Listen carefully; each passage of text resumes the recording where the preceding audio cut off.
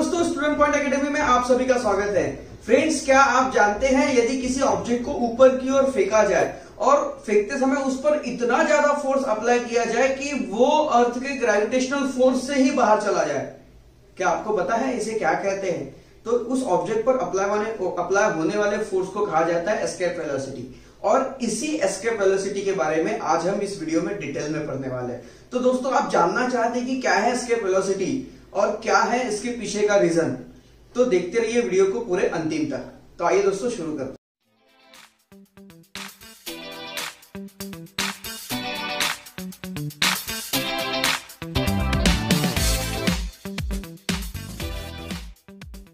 Friends, अगर आपने हमारे चैनल को अभी तक सब्सक्राइब नहीं किया है तो सब्सक्राइब हो चैनल और बेल आइकन दबाना ना भूलें ताकि हमारे वीडियोस के सारे अपडेट्स और नोटिफिकेशन आपको समय समय पर मिलते रहे। So friends, let's start the topic with an activity. जब बॉल को वर्टिकली अपवर्ड फेंका जाए, then the velocity of ball decreases and it's happen because gravitational force of the earth. We know that जब बॉल को ऊपर की ओर फेंका जाए तो उसकी वेलोसिटी 0 हो जाती है और बॉल नीचे की ओर गिरना शुरू हो जाता है। तो बॉल को ऊपर फेंकने के बाद बॉल की मैक्सिमम हाइट कितनी होगी, यह डिपेंड करेगा उसकी इनिशियल वेलोसिटी पर। मतलब बॉल पर जितना फोर्स लगाएंगे बॉल उतनी ही ऊपर जाएगा, जितने जोर से बॉल को ऊपर फेंकेंगे बॉल उतनी ज्यादा ऊपर जाएगा।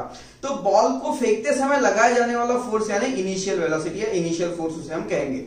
और बॉल की मैक्सिमम हाइट न्यूटन की थर्ड इक्वेशन से फाइंड आउट की जा सकती है कि भाई बॉल पर इनिशियल वेलोसिटी लगाने के बाद बॉल कितनी ऊपर गया। अगर ये हमें फाइंड आउट करना है तो ये हो सकता है किसकी मदद से, न्यूटन्स की थर्ड इक्वेशन की मदद से, जो है v² = u² + 2as।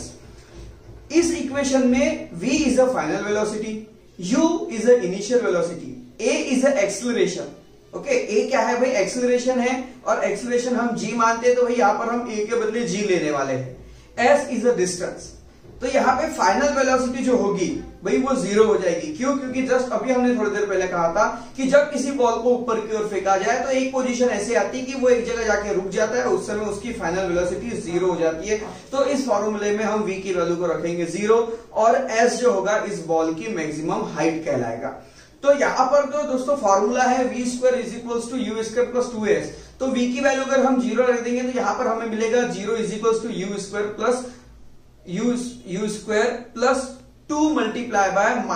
g × s। तो यहां पर देखिए दोस्तों, यहां पर मैक्सिमम हाइट क्या हो जाएगी? मैक्सिमम हाइट मतलब हमें s फाइंड आउट करना है, तो हम s को वही रख देंगे, बाकी सारी वैल्यू को उधर शिफ्ट कर देंगे। तो यहां पर मैक्सिमम हाइट के लिए हमारे पास फॉर्मूला बन जाएगा s = -u² / 2g। g means acceleration. और इस इक्वेशन से हम यह कह सकते हैं कि higher the initial velocity, larger is the height reached by the ball। मतलब जितनी ज्यादा इनिशियल वेलोसिटी होगी बॉल उतनी ज्यादा हाइट गेन करेगा। And it is because that ball पर इनिशियल फोर्स जितना ज्यादा लगेगा बॉल उतना ही ज्यादा ग्रेविटी का अपोज करेगा, और जितना ज्यादा ग्रेविटी का अपोज करेगा उतना ज्यादा ऊपर जाएगा। आपको समझ में आया कि भाई बॉल पर जितना फोर्स लगाएंगे उतना वो ग्रेविटी का अपोज करता जाएगा और ऊपर ऊपर ऊपर जाएगा, और जितना वो अपोज करेगा बॉल उतना ही ऊपर चला जाएगा। तो जैसे जैसे ऑब्जेक्ट की हाइट बढ़ती है, ऑब्जेक्ट पर अप्लाई होने वाला ग्रेविटेशनल फोर्स की जो वैल्यू है वो यहाँ पर डिक्रीज होती चली जाती है, क्योंकि बॉल जितना ऊपर जाएगा ग्रेविटी की वैल्यू उतनी कम होती चली जाती है। इसका मतलब बॉल को नीचे खींचने वाला फोर्स जितना कम होगा बॉल उतना ही ऊपर जाएगा। मतलब किसी चीज को अगर हम अपोज कर रहे हैं तो अपोज करने वाला फोर्स, कोई ऑब्जेक्ट अगर ऊपर की ओर बढ़ रहा है तो भाई उसे अपोज करने वाला फोर्स, नीचे खींचने वाला फोर्स अगर कम हो जाए तो बॉल और ज्यादा ऊपर जाने की कोशिश करेगा। तो जैसे जैसे बॉल की इनिशियल वेलोसिटी बढ़ाते जाएंगे बॉल और ज्यादा ऊपर जाएगा, और बॉल पर बहुत ज्यादा फोर्स लगाया जाए तो एक समय ऐसा आएगा कि बॉल ग्रेविटी को अपोज करके इतना ऊपर जाएगा कि अर्थ की ग्रेविटेशनल फोर्स से वो एस्केप हो जाए और फिर वो अर्थ पर कभी वापस नहीं गिरेगा। So friends, this particular value of initial velocity is called escape velocity because an object throne upward with this velocity can escape the gravitational force of the earth. तो यदि ऑब्जेक्ट को एस्केप वेलोसिटी के force से ऊपर फेंका जाए तो वो ऑब्जेक्ट अर्थ के ग्रेविटेशनल फोर्स को छोड़कर बाहर चला जाएगा। तो law of conservation of energy का यूज करके हम एस्केप वेलोसिटी की वैल्यू को फाइंड आउट कर सकते हैं। तो दोस्तों एस्केप वेलोसिटी किसी ऑब्जेक्ट पर, किसी भी ऑब्जेक्ट की एस्केप वेलोसिटी, देखो ऑब्जेक्ट का जो मास होता है वो अलग अलग होता है, तो सभी ऑब्जेक्ट एक जैसे नहीं होंगे। छोटा बॉल अलग है भाई, अगर हम एक बड़ी वैल्यू, अगर हम बड़ा मास वाला ऑब्जेक्ट ले, जैसे हम अगर रॉकेट लेते हैं, ओके, तो रॉकेट का मास बॉल के मास से तो काफी ज्यादा है। तो मास के ऊपर डिपेंड करेगा कि भाई उस पर कितना ज्यादा फोर्स लगने वाला है। आप भारी चीज को ज्यादा दूर नहीं फेंक सकते, हल्की चीज को ज्यादा दूर फेंक सकते हो, ओके। तो भाई जितना ही ऑब्जेक्ट के हिसाब से उस पर लगने वाला फोर्स भी अलग अलग होता है। तो किसी भी ऑब्जेक्ट पर एस्केप वेलोसिटी कितनी लगी ये हमें मेजर करना है, तो हम law of conservation of energy का यूज करके इसे फाइंड आउट कर सकते हैं। तो आइए अब इसे फाइंड आउट कैसे करते हैं वो देखते हैं। तो आइए फ्रेंड्स अब देखते हैं कि यदि कोई ऑब्जेक्ट है जिसका मास m है, तो डिटरमाइन करना है हमें उसकी काइनेटिक एनर्जी, पोटेंशियल एनर्जी और टोटल एनर्जी को, ओके। तो यहां पर देखिए सबसे पहले हम बात करेंगे ऑब्जेक्ट दो प्रकार से, अगर ऑब्जेक्ट अर्थ के सरफेस पर हो और दूसरा ऑब्जेक्ट अर्थ से इन्फिनाइट डिस्टेंस पर हो। तो यहां पे लिखेंगे if object is surface on the earth, अगर ऑब्जेक्ट अर्थ की सरफेस पर है तो यहां पर काइनेटिक एनर्जी, जिसे हम शॉर्ट में के ई लिख रहे हैं भाई, काइनेटिक एनर्जी यहां पर हो जाती है 1/2 mv², ओके। और पोटेंशियल एनर्जी यहां पर हो जाती है -g capital M small m upon capital R। इन सब के बारे में हमने पढ़ा है ऑलरेडी, आप इसके पिछले वाले वीडियोस देखिए या आपने इसके पिछले ग्रेड्स में, मतलब 9th स्टैंडर्ड में भी आपने पढ़ा है, ओके। तो अब यहां पर देखिए भाई हमें टोटल एनर्जी निकालना है, तो यहां पर आ जाएगा टोटल एनर्जी, ओके, जिसे हम एनर्जी 1 ले लेते हैं। Total energy is equal to, total energy मतलब kinetic energy plus potential energy is equal to total energy. Kinetic और पोटेंशियल दोनों का सम कर दो तो टोटल एनर्जी मिल जाती है। तो यहां पर आ जाएगा भाई के प्लस पीई, इनकी वैल्यू पुटअप करेंगे। काइनेटिक एनर्जी की वैल्यू है 1/2 mv², okay, plus potential energy की वैल्यू है -gmm/r। तो देखिए ये प्लस है, ये माइनस है, तो यहां पर भाई माइनस ही हो जाएगा, तो हम यहाँ पर डायरेक्ट माइनस रख दे, capital G capital M small m upon R, okay. अब ये हो गया भाई, यहां पे हमें मिल गया ये E1, इसे हमें ध्यान में रखना है। तो ये था जब ऑब्जेक्ट अर्थ के सरफेस पर होता है। अब लेंगे ऑब्जेक्ट अर्थ से इन्फिनाइट डिस्टेंस पर, तो लिखेंगे if object infinite from the earth, अगर ऑब्जेक्ट अर्थ से इन्फिनाइट डिस्टेंस पर आ गया तो देखिए यहां पर क्या हो जाता है, काइनेटिक एनर्जी 0 रहती है, पोटेंशियल एनर्जी भी 0 रहती है। देयरफॉर टोटल एनर्जी यहां पर क्या हो जाएगी, total energy is equal to 0 + 0 is equal to 0, तो टोटल एनर्जी भी 0 हो जाएगी। टोटल एनर्जी मतलब यहां पर लेंगे हम भाई, यहां पे इसमें E1 लिया है, इसे हम E2 ले लेंगे, E2, ओके। ये आ गई टोटल एनर्जी, इसे मैं अच्छे से लिख लू, total energy E2 is equal to 0। अब from the principle of conservation of energy, from principle of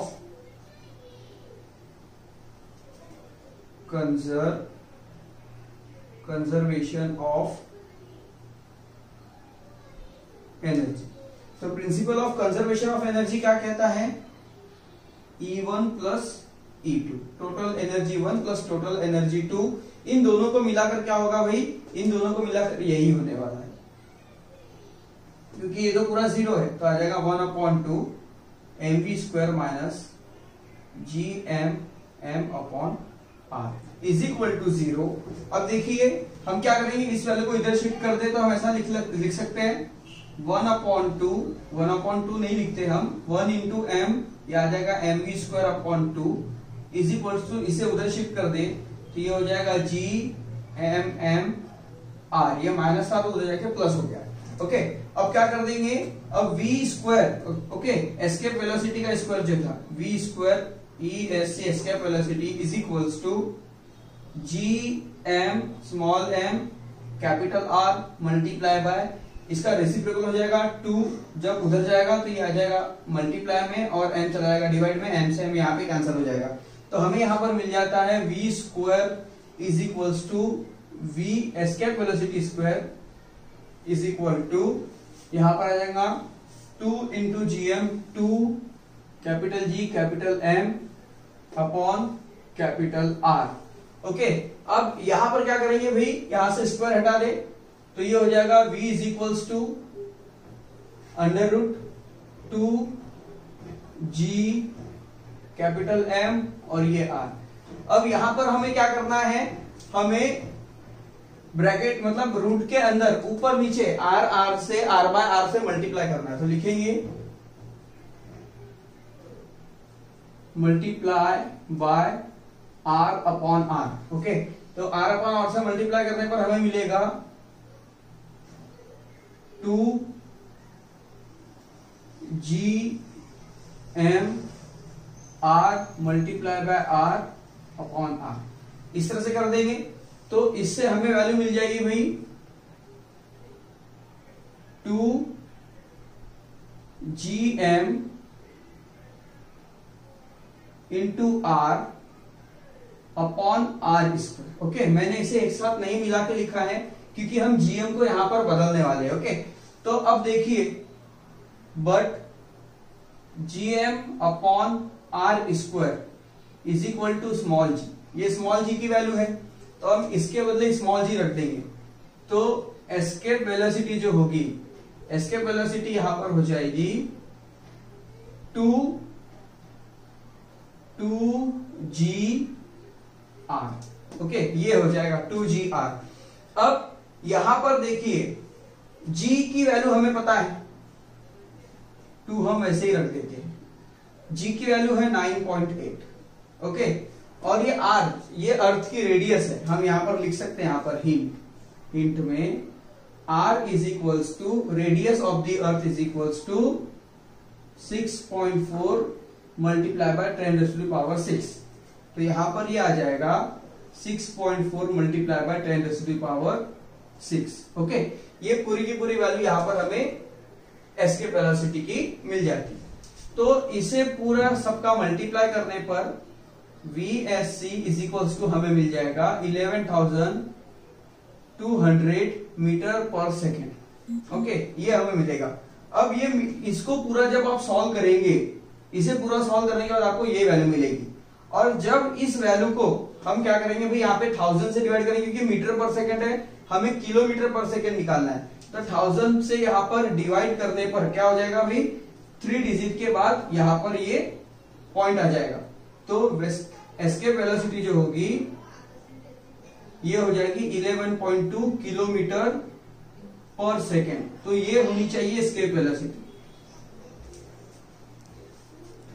so friends, अभी जो हमने एस्केप वेलोसिटी फाइंड की, according to that escape velocity the spacecraft which are sent on the moon और other planet have to have initial velocity larger than the escape velocity so that they can overcome the earth gravitational attraction and can travel to these object। तो यदि किसी object को अर्थ के gravitational force से बाहर भेजना है, बहुत दूर भेजना है, तो उसकी जो स्पीड है, उसकी जो वेलोसिटी है, वो एस्केप वेलोसिटी से ज्यादा होनी चाहिए, मतलब 11.2 किलोमीटर पर सेकंड से भी उसकी स्पीड ज्यादा होनी चाहिए। Friends, do you know weightlessness in the space? आपको पता है स्पेस में वेटलेसनेस क्या है? वेटलेसनेस मतलब जब ट्रैवलर स्पेस क्राफ्ट में बहुत ऊपर होता है, अर्थ से काफी डिस्टेंस पर होता है, तो उस समय वो अपने ही स्पेस क्राफ्ट के अंदर फ्लोट होना शुरू करता है, उड़ना शुरू कर देता है। तो इसका रीजन क्या है? Though the spacecraft in at the height from the surface of the earth, the value of acceleration due to gravity is not zero.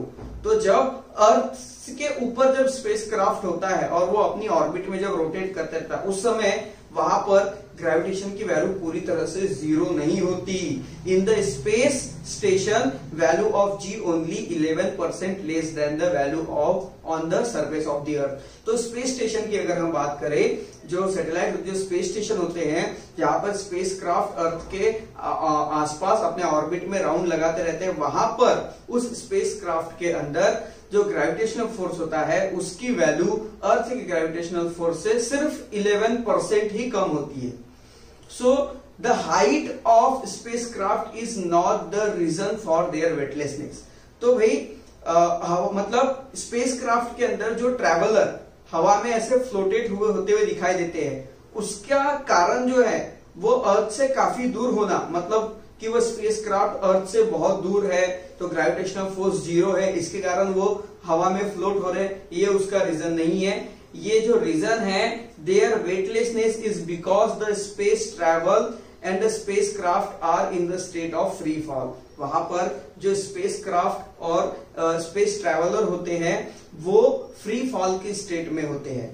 Okay, free fall, gravitation से बाहर नहीं होते, वो फ्री फॉल की स्टेट में होते हैं। और ऐसे स्टेट में वो जो फ्री फॉल होता है, मतलब वो अंडर द ग्रेविटेशन होता है, उस समय जो स्पेसक्राफ्ट होता है वो अर्थ के चारों ओर अपने ऑर्बिट में राउंड लगाते रहता है, जैसे मून राउंड लगाता है। हमने इसके पहले भी पढ़ा था और एक क्वेश्चन का आंसर भी हमने किया था कि भाई यदि मून भाई अर्थ की ओर क्यों नहीं गिरता, क्योंकि मून क्या है, अपनी उसकी एक वेलोसिटी है। अगर मून रुक जाए तो वो अर्थ की तरफ खींचा चला जाएगा। उसी तरह जो प्लेन है वो भी अर्थ के आसपास अब रिवॉल्यूशन कर रहा है, अगर वो रुक जाए तो वो अर्थ की तरफ चला जाएगा। ओके, पर वो रुक नहीं रहा है, वो एक उसकी एक वेलोसिटी है और उसकी वेलोसिटी के कारण वहां पर वो फ्री फॉल की स्टेट में है, और जिसके कारण जो स्पेसक्राफ्ट और ट्रैवलर है, ओके, तो ट्रैवलर वो हवा में स्पेसक्राफ्ट के अंदर यहाँ पर भाई float. As the velocity of free fall does not depend on the property of object, the velocity of free fall is the same for spacecraft, traveler and the object in the craft। तो भाई जो velocity जो है free fall की velocity, ये object की property पर depend नहीं करता कि ऑब्जेक्ट हल्का है या भारी है, जैसा भी उस पर डिपेंड नहीं करता। फ्री फॉल की जो वेलोसिटी है वो सभी के लिए एक जैसी होती है, चाहे वो स्पेसक्राफ्ट हो, स्पेसक्राफ्ट के अंदर ट्रैवल करता हुआ ट्रैवलर हो या कोई ऑब्जेक्ट हो। तो स्पेसक्राफ्ट में यदि ट्रैवलर किसी ऑब्जेक्ट को उठाकर अपने साथ ऐसे हवा में रख देगा तो भाई वो दोनों के दोनों साइमल्टेनियसली फ्लोट होते रहेंगे। ओके, तो इसलिए जो वेलोसिटी होती है फ्री फॉल की वो उस डिस्टेंस पर सभी के लिए एक जैसी ही होती है। तो फ्रेंड्स, ये था आज का हमारा टॉपिक एस्केप वेलोसिटी। तो फ्रेंड्स, आई होप दैट ये पूरा टॉपिक आपको बहुत अच्छे से क्लियर हो चुका होगा।